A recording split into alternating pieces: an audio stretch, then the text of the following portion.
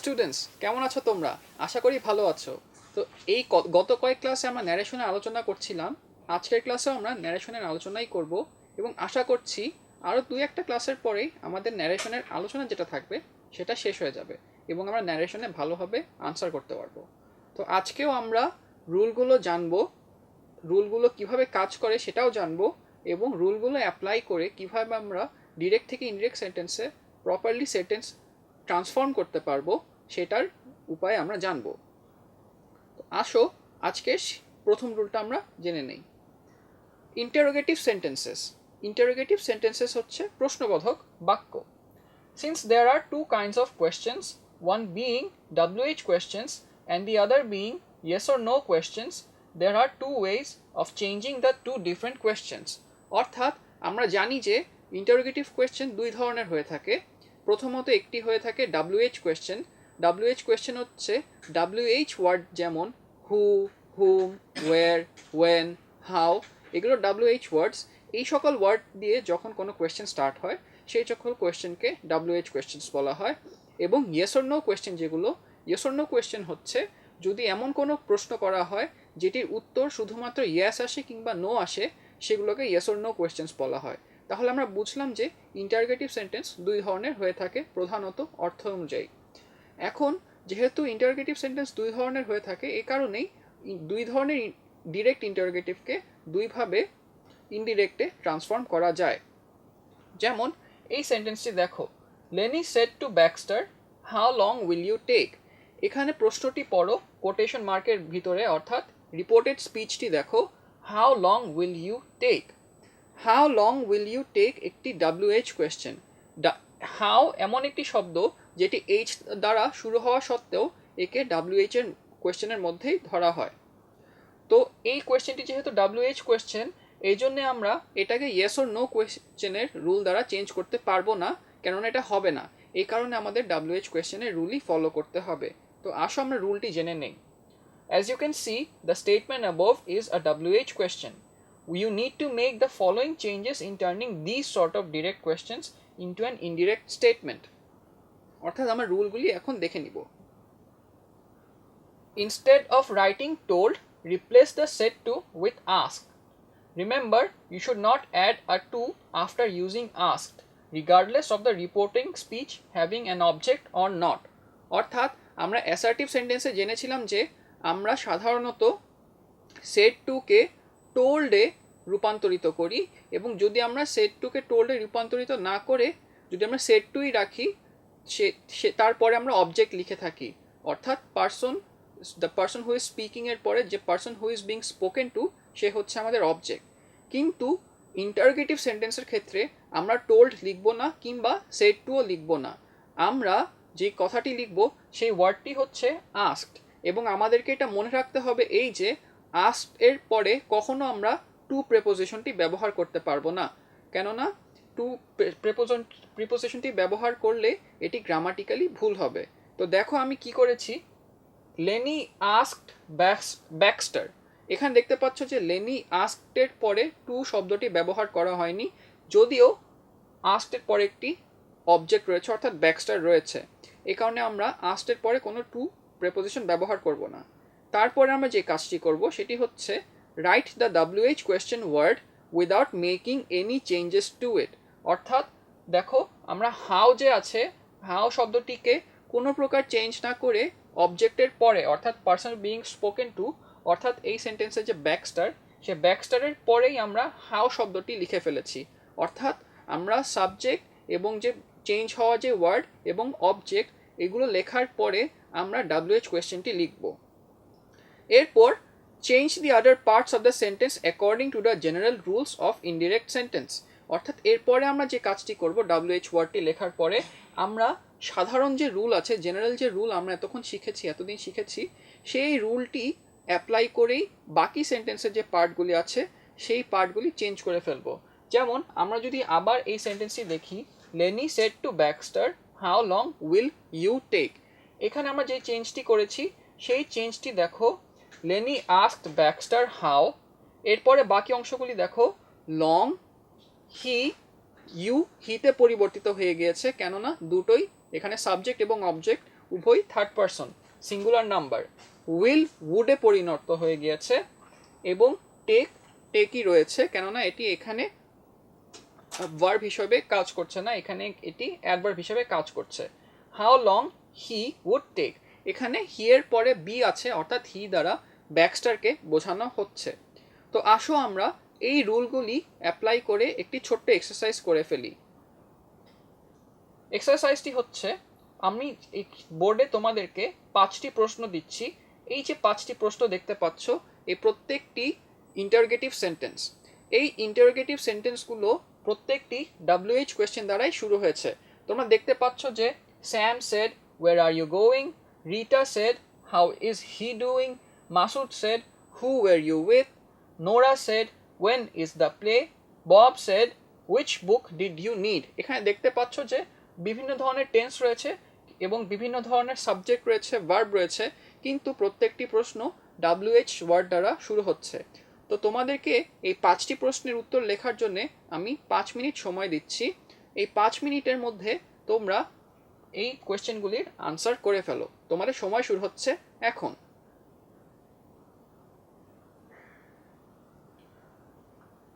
তো স্টুডেন্টস, তোমাদের সময় শেষ হয়ে এসছে এবং আশা করছি তোমরা সকলেই সকল প্রশ্নের উত্তর ঠিকভাবে দিতে পেরেছো। এখন যাদের যাদের কনফিউশন আছে, সেই কনফিউশন দূর করার জন্য আমি উত্তরগুলি দেখিয়ে দিচ্ছি। তো আমাদের প্রথম সেন্টেন্সটি ছিল Sam said to me where are you going. এখানে চেঞ্জটি কি করেছি দেখো, স্যাম আস্কড মি, আমি সেড টুটি পরিবর্তিত করে আস্কড লিখেছি এবং আস্কডের পরে কোনো প্রিপোজিশন লিখিনি। এরপরে আমি ডিরেক্টলি অবজেক্টটি লিখেছি, যেটি হচ্ছে পারসন স্পোকেন টু, যেহেতু এই সেন্টেন্সে আছে এই কারণে আমি লিখেছি মি। তারপরেই দেখো আমি কোটেশন মার্কের ভিতরে যে রিপোর্টেড স্পিচের প্রথম যে ওয়ার্ডটি ছিল, অর্থাৎ WH যে ওয়ার্ডটি ছিল, সেই ওয়ার্ডটি আমি বসিয়েছি ওয়্যার। এরপরে I was going, are you going, I was going, এই ইউটি আই এ পরিণত হয়ে গিয়েছে, কেননা এই ইউ দ্বারা মিকে নির্দেশ করা হচ্ছে এবং মি এর সাবজেক্টিভ ফর্ম হচ্ছে আই। তো Sam asked me where I was going. এটা লক্ষ্য করো যে সেন্টেন্সটির লাস্টে ফুল স্টপ ইউজ করা হয়েছে, কেননা আমাদের ডিরেক্ট সেন্টেন্সে কোটেশন মার্ক অর্থাৎ রিপোর্টেড স্পিচ ইনডিরেক্ট সেন্টেন্সে যখন আসবে, তো রিপোর্টেড স্পিচটি ইন্টারোগেটিভ সেন্টেন্স হওয়া সত্ত্বেও রিপোর্টেড যে ভার্বটি থাকবে, অর্থাৎ আমাদের যে ইনডিরেক্ট যে ফর্মটি থাকবে, সেইটি অবশ্যই আমাদের অ্যাসার্টিভ সেন্টেন্সে থাকতে হবে। অর্থাৎ রিপোর্টেড স্পিচে যত কিছুই থাকো না কেন, যদি এটা ইন্টারোগেটিভ হয়ে থাকে কিংবা এক্সক্লামেটরি হয়ে থাকে, যেই পাংচুয়েশন মার্ক ইউজ করা হোক না কেন, আমাদেরকে যখন এটা আমরা ন্যারেট করে ইনডিরেক্ট ফর্মে নিয়ে আসবো, সবসময় আমাদের সেই বাক্যটির শেষে ফুল স্টপ ব্যবহার করতে হবে। দ্বিতীয় বাক্যটি ছিল Rita said how is he doing, Rita asked how he was doing. এখানে দেখতে পাচ্ছ যে কোনো প্রকার অবজেক্ট নেই, কিন্তু তাও আমরা আস্কড ওয়ার্ডটি ব্যবহার করেছি এবং আস্কডের পরে যেহেতু কোনো অবজেক্ট নেই, এই কারণে আমরা কোনো প্রিপোজিশন বসাইনি, কিন্তু অবজেক্ট থাকলেও আমরা কোনো প্রিপোজিশন অর্থাৎ টু শব্দটি বসাতাম না। আস্কডের পরে হাউ বসানো হয়েছে, এরপর হি ওয়াজ ডুইং। এখানে লক্ষ্য করতে পারছো যে তুমি ডিরেক্ট সেন্টেন্সে যে রিপোর্টেড স্পিচ অর্থাৎ কোটেশন মার্কের ভিতরে যা আছে, সেটির ফরম্যাটটি দেখো, সেটির ফরম্যাট ইন্টারোগেটিভ সেন্টেন্সের ফরম্যাট, অর্থাৎ সাবজেক্টের পূর্বে ভার্ব কিংবা অক্সিলারি ভার্ব রয়েছে। কিন্তু দেখো আমরা রিপোর্টেড স্পিচে অর্থাৎ আমরা ইনডিরেক্ট সেন্টেন্সে দেখো সেন্টেন্সটির ফরম্যাট অ্যাসার্টিভ সেন্টেন্স হয়ে গিয়েছে, অর্থাৎ হি ওয়াজ ডুইং, অর্থাৎ সাবজেক্টের পরে ভার্ব বসেছে। সুতরাং এটি কোনোভাবেই it is no longer an interrogative sentence, এটা এখন একটি অ্যাসার্টিভ সেন্টেন্স। তৃতীয় সেন্টেন্সটি ছিল Masud said to me who were you with, Masud asked me who I had been with, অর্থাৎ who were you with, who I had been with. এখানে দেখতে পাচ্ছ ওয়ার এখানে পাস্ট টেন্সে আছে, এই জন্য আমি এটাকে আই হ্যাড বিনে অর্থাৎ পাস্ট পারফেক্টে পরিণত করেছি। Nora said when is the play, Nora asked when the play was. Bob said to Sam which book did you need, Bob asked Sam which book he had needed।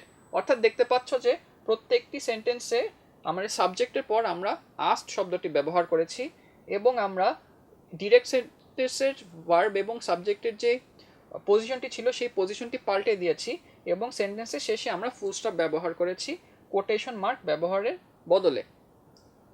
আসো আমরা এই যে এক্সাম্পলগুলো দেখলাম এটা থেকে হয়তো আমাদের যে WH কোয়েশ্চেনের যে রুল সেগুলো বুঝতে একটু সুবিধা হয়েছে। আমরা পরবর্তী রুলে চলে যাচ্ছি। Apart from WH questions, the other type of interrogative sentences we have is the yes or no questions. অর্থাৎ WH কোয়েশ্চেন ব্যতীত আমাদের ইন্টারোগেটিভ সেন্টেন্সের যে আরেকটি রূপ রয়েছে সেটি হচ্ছে yes or no কোয়েশ্চেন কিংবা হ্যাঁ বোধক অথবা না বোধক প্রশ্ন, which typically start off with the auxiliary verb of the sentence. অর্থাৎ যেটি সাধারণত সেন্টেন্সের অক্সিলারি ভার্ব দ্বারা শুরু হয়ে থাকে। যেমন এই সেন্টেন্সটি দেখো, Sam said to Nathan will you help me. অর্থাৎ এখানে দেখতে পাচ্ছ যে উইল ইউ হেল্প মি, তুমি কি আমাকে সাহায্য করবে। উইল শব্দটি দেখো এটি একটি অক্সিলারি ভার্ব, ইউ সাবজেক্ট এবং তারপরে হেল্প যেটি আছে সেটি এই বাক্যের মেইন ভার্ব। অর্থাৎ এই ইন্টারোগেটিভ সেন্টেন্সটি অক্সিলারি ভার্ব দ্বারা শুরু হচ্ছে। যখন কোনো সেন্টেন্স এমন অক্সিলারি ভার্ব দ্বারা শুরু হয়ে থাকে WH কোয়েশ্চেন ব্যতীত, তখন তাদেরকে আমরা ইয়েস অর নো কোয়েশ্চেন বলে থাকি এবং এই ইয়েস অর নো কোয়েশ্চেনের উত্তর সাধারণত ইয়েস কিংবা নোই হয়ে থাকে। যেমন Sam said to Nathan will you help me, অর্থাৎ তুমি কি আমাকে সাহায্য করবে। এখন এটির উত্তর হয় হ্যাঁ হবে ইয়েস আই উইল, কিংবা হবে no no I will not, অর্থাৎ শুধুমাত্র হ্যাঁ এবং নাই এই প্রশ্নের উত্তর হতে পারে। এই ধরনের সেন্টেন্স যখন আসবে তখন আমরা কিভাবে এই ডিরেক্ট সেন্টেন্সগুলোকে ইনডিরেক্ট সেন্টেন্সে ট্রান্সফর্ম করে যাব, আমাদের এই রুল ফলো করতে হবে। Similarly to the WH question, instead of changing said to into told, right asked. অর্থাৎ WH কোয়েশ্চেনের মতনই যে কোনো ইন্টারোগেটিভ সেন্টেন্স হলে আমাদের রিপোর্টিং যে ভার্বটি থাকে রিপোর্টিং ভার্বটিকে আস্কডে পরিণত করতে হয়। অর্থাৎ স্যাম আস্কড নেথান। এবং আবারও লক্ষ্য করতে পারছো এই যে আমরা আস্কডের পরে কিন্তু কোনো প্রকার প্রেপোজিশন ইউজ করিনি। অর্থাৎ আস্কডের পরে সরাসরি আমাদেরকে রিপোর্টিং যে পার্ট ওই বাক্যটির অবজেক্ট কিংবা the person being spoken to এর নাম লিখতে হবে। Instead of writing then you have to write an, if whether and কিংবা if whether for yes or no questions.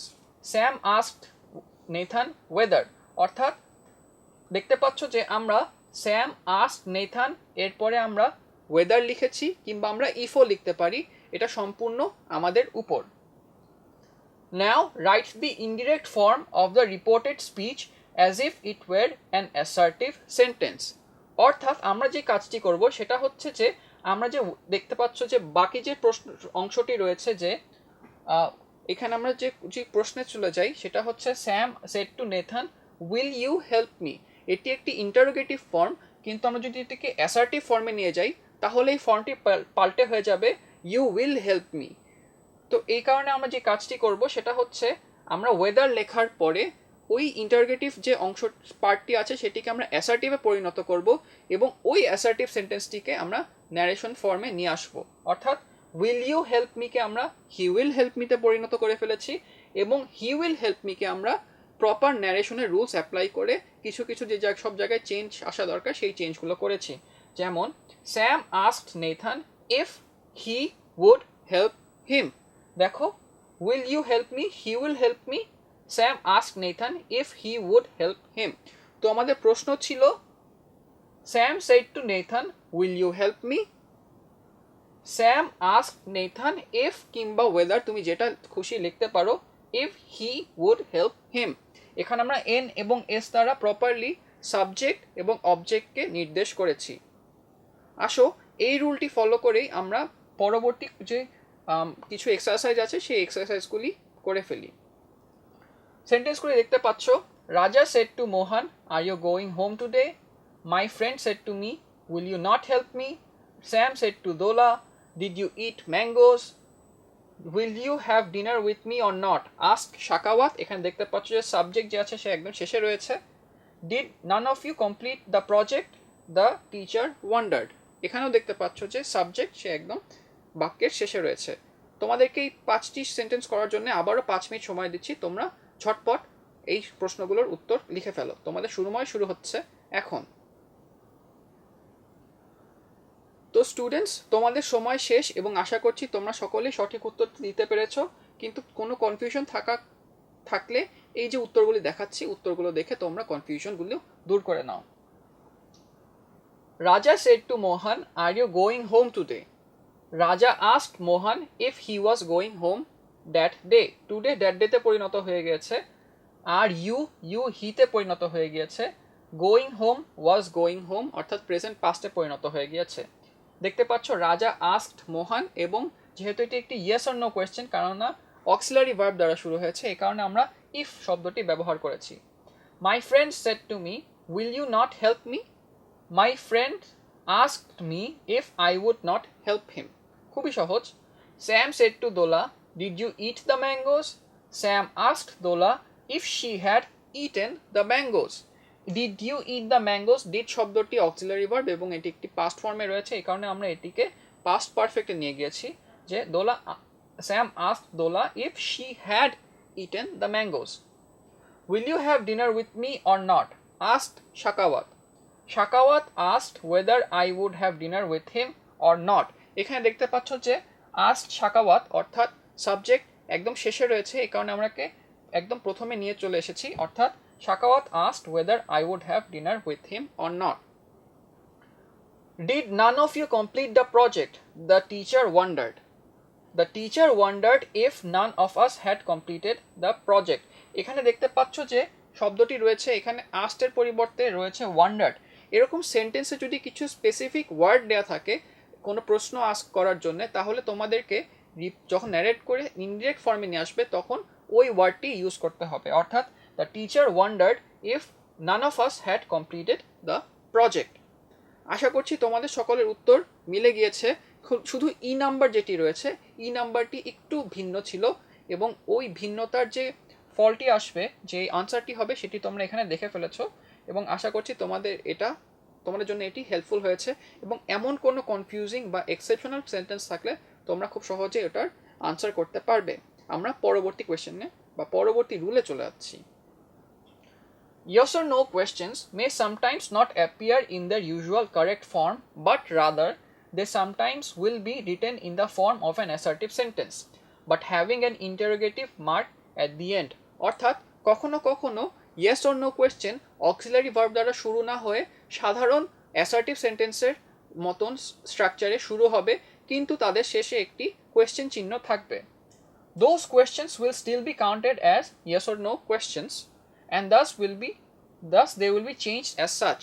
অর্থাৎ যেহেতু ওগুলো অ্যাসার্টিভ সেন্টেন্সের ফর্মে শুরু হয়ে থাকলেও যেহেতু ওগুলোকে আমরা yes or no type question হিসাবেই ধরে নিচ্ছি, এই কারণে আমরা ওটিকে ডিরেক্ট থেকে ইনডিরেক্ট নেওয়ার সময় yes or no কোয়েশ্চেনের রুল ফলো করেই ডিরেক্ট থেকে ইনডিরেক্ট নিয়ে যাব। যেমন Jalal said to Richter enjoying the view. এখানে দেখো এনজয়িং দ্য ভিউ শব্দটিতে কিন্তু সেন্টেন্সটি ভার্ব দ্বারা শুরু হয়েছে, কিন্তু অক্সিলারি ভার্ব দ্বারা শুরু হয়নি, কিন্তু সেন্টেন্সটি যে অর্থ দাঁড়াচ্ছে সেই অর্থটি কিন্তু হ্যাঁ কিংবা না বোধক একটি অর্থ। যেমন জালাল রিক্টারকে জিজ্ঞাসা করলো যে এনজয়িং দ্য ভিউ, তুমি কি দৃশ্যটি উপভোগ করছো? এখানে ইয়েস অর নো আনসার এই দুটোর একটি হতে পারে, এই কারণে আমরা এটিকে ইয়েস অর নো কোয়েশ্চেন হিসাবে গণ্য করেছি। Jalal asked Richter if he was enjoying the view, অর্থাৎ আমরা এটিকে চেঞ্জও করেছি ইয়েস অর নো কোয়েশ্চেনের নিয়মে। ইম্পারেটিভ সেন্টেন্সেস অর্থাৎ এটি হচ্ছে আমাদের সেন্টেন্সের আরেকটি অ্যাকর্ডিং টু মিনিং আরেকটি টাইপ, অর্থাৎ ইম্পারেটিভ সেন্টেন্স। আমি জানি যে তোমরা সকলেই ইম্পারেটিভ সেন্টেন্স সম্পর্কে জানো। আর those which are used to express requests, commands, advices, অর্থাৎ যদি কোনো সেন্টেন্স দ্বারা কোনো রিকোয়েস্ট কিংবা আদেশ কিংবা নির্দেশ বা কোনো প্রকার উপদেশ যদি দেওয়া হয় তাহলে তাদেরকে ইম্পারেটিভ সেন্টেন্স বলা হয়। To convey the similar tone of the sentence, those are words বা there are words to be used, অর্থাৎ কিছু শব্দ আমাদেরকে ব্যবহার করতে হবে ইম্পারেটিভ সেন্টেন্সের বিশেষ অর্থ বোঝানোর জন্য, based on the actual tone of the direct sentence, অর্থাৎ ডিরেক্ট সেন্টেন্সে যদি এটা কি নির্দেশ চাওয়া হচ্ছে না উপদেশ চাওয়া বলা হচ্ছে নাকি রিকোয়েস্ট করা হচ্ছে, সেটার উপর ভিত্তি করে আমাদের বেশ কিছু স্পেশাল ওয়ার্ড ব্যবহার করতে হয়। Karl said to his mother, please let me have $1. We can clearly understand that in this sentence a child is requesting his mother to give him $1, অর্থাৎ এখানে একটি যেটা বলা হচ্ছে যে কার্ল তার মার কাছে ডলার চাচ্ছে, অর্থাৎ টাকা চাচ্ছে, অর্থাৎ এটি একটি রিকোয়েস্ট। তাহলে রিকোয়েস্ট থাকলে আমরা সেন্টেন্সগুলোকে কিভাবে চেঞ্জ করব? Change the said to with requested, don't write a to after either. অর্থাৎ আমরা বলেছি ইন্টারোগেটিভ সেন্টেন্সে যেমন ছিল যে আমরা আস্টের পরে আস্ট ব্যবহার করেছিলাম টোল্ডের পরিবর্তে, আমরা এখানে আস্ট ব্যবহার করব না, আমরা এখানে রিকোয়েস্টেড ব্যবহার করব। কার্ল রিকোয়েস্টেড হিজ মাদার, এবং দেখতে পাচ্ছ যে আমরা ভার্বের পরে কোনো প্রকার প্রেপোজিশন ব্যবহার করিনি। Instead of writing that, replace the comma before the reported speech with a to. এখানে আমরা যে কাজটি করেছি, রিকোয়েস্টেডের পরে কোনো টু প্রেপোজিশন লিখিনি, কিন্তু অবজেক্টের পরে আমরা প্রেপোজিশনটি লিখেছি। Write the indirect form of the reported speech starting from the verb, অর্থাৎ ভার্বটি দেখো, ভার্বটি আমরা কি দেখতে পাচ্ছি এখানে, সেন্টেন্সটি দেখো, please let me have a dollar, অর্থাৎ ভার্ব এখানে লেট মি হ্যাভ। এখান থেকে আমরা সেন্টেন্সটি আবার শুরু করব যে Karl requested his mother to let him have a dollar. অর্থাৎ দেখতে পাচ্ছ যে এটি চেঞ্জ করার নিয়ম খুবই ইজি, এটা মোটেও কোনো ডিফিকাল্ট নয়। Karl requested his mother to let him have a dollar, অর্থাৎ আমরা সাবজেক্ট লিখেছি, সেড টু এর পরিবর্তে রিকোয়েস্টেড লিখেছি, তারপর আমরা অবজেক্ট লিখেছি, অবজেক্টের পরে আমরা প্রেপোজিশন টু বসিয়েছি, এবং তারপরে ইম্পারেটিভ সেন্টেন্সের ভার্ব যেখান থেকে শুরু হয়েছিল সেইখান থেকে আমরা বাকি অংশটুকু লিখে দিয়েছি। যদি এটি একটি নেগেটিভ সেন্টেন্স হয়ে থাকতো বা ইন্টারোগেটিভ, যদি এটি একটি নেগেটিভ সেন্টেন্স হয়ে থাকতো, তাহলে আমরা কি করতাম, টু এর পরিবর্তে টু এর আগে আমরা একটি নট লিখতাম, যেমন Karl requested his mother not to let him have a dollar. আসো এই রুল ফলো করে আমরা কিছু এক্সারসাইজ করে ফেলি। Sam said to his father, please let me have some money. Rita said to her teacher, please explain this problem. Donald said to Ron, please let me in the room. এবং Raj said to his mother, please let me go out. 4টি বাক্যের জন্য তোমাদেরকে 4 minute সময় দেওয়া হচ্ছে, তোমাদের সময় শুরু হচ্ছে এখন। তো স্টুডেন্টস, তোমাদের সময় শেষ, আসো আমরা উত্তরগুলো দেখে ফেলি। Sam said to his father, please let me have some money. Sam requested his father to let him have some money. Rita said to her teacher, please explain this problem. Rita requested her teacher to explain her that problem. Donald said to Ron, please let me in the room. Donald requested Ron to let him in the room. Raj said to his mother, please let me go out. Raj requested his mother to let him go out. অর্থাৎ আমরা ওই রুলগুলো follow করেই খুব সহজেই প্রশ্নগুলির answer করতে পেরেছি।